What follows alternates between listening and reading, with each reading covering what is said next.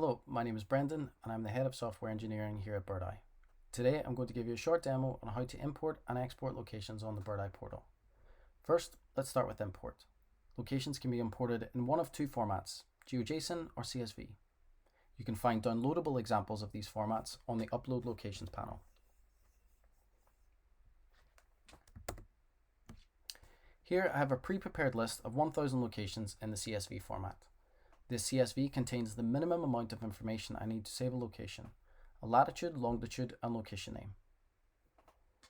To upload this file, we start by clicking on the Upload Locations panel, select the file we wish to upload, and click the Upload Locations button. At this point, your locations are being uploaded to the Bird.i servers.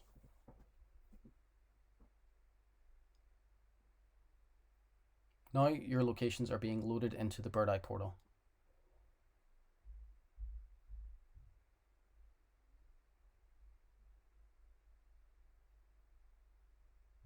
And that process is complete. If we want to export our locations at a later date, we simply scroll down to the Export Locations panel, choose the format that we wish to export, and as you can see here, your locations have been downloaded. Thank you very much for your time, and if you have any further questions, don't hesitate to reach out.